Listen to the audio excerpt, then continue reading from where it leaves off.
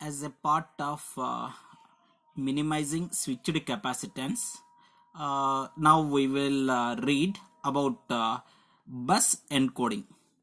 Of course, the agenda here is first we will read, we will study about bus encoding basics, gray coding, one hot encoding, bus invert encoding, and T0 encoding.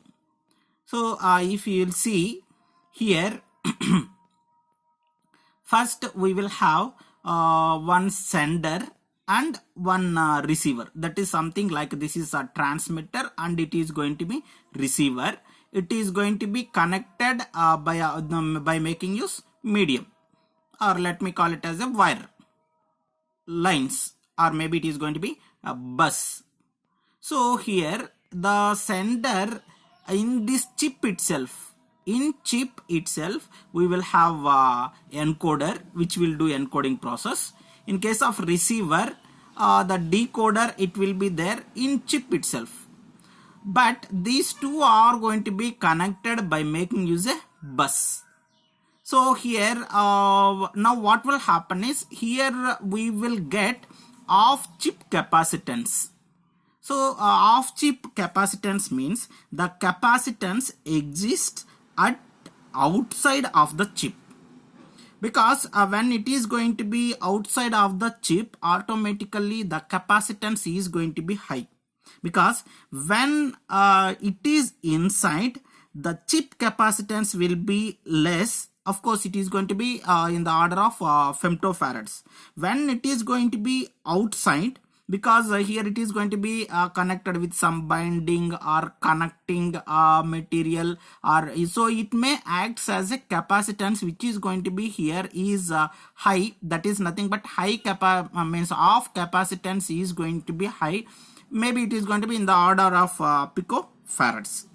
Now here if you will see this capacitance, because always we are supposed to concentrate on power dissipation. So power dissipation is what it is, depends upon the capacitance and the switching activity. So if we want to minimize, we are supposed to concentrate on these two parameters. Okay, so here we have given that the capacitance is going to be high. So if we want to reduce, okay, we have to compensate that by making use encoding process. Okay, so in encoding process, how it will be done now, we will check it out. Okay, so here if you will see the encoding process here, broadly we can classify into two types. One is non-redundant, another one is redundant one. Because here if you will see here, in case of encoding process, I am going to be making use n number of bits. Okay, here the number of buses are going to be more, or maybe it is going to be less, depends upon the operation. So it is going to be differ from this. That is why I have represented with m. Okay, so here it is going to be n number of bits. Here we will have m bits or m number of buses. Here I have, again it is going to be decode, so it will have the original one. So here as usual it is going to be n bits. If n is equal to m, so directly we can tell that there is no redundant. Okay, so redundant is not coming to the picture at all. So directly I can call it as the non-redundant when m is equal to n. At the same time, here we can tell that it is going to be redundant, means it is equal to the n is equal to m.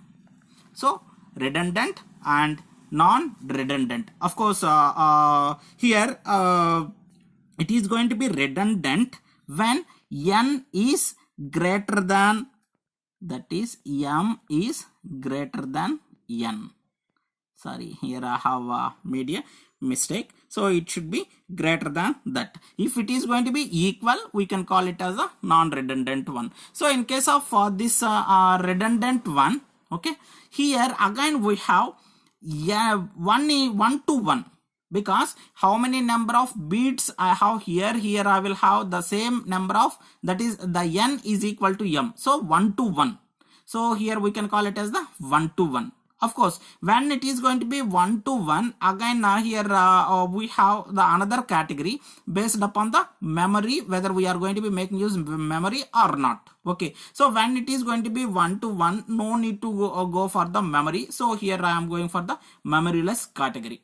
Next, whereas coming to the redundant one, okay, here it may 1 to 1 or it may have 1 to many. So means redundant is again classified into two types, 1 to 1, another one is 1 to many.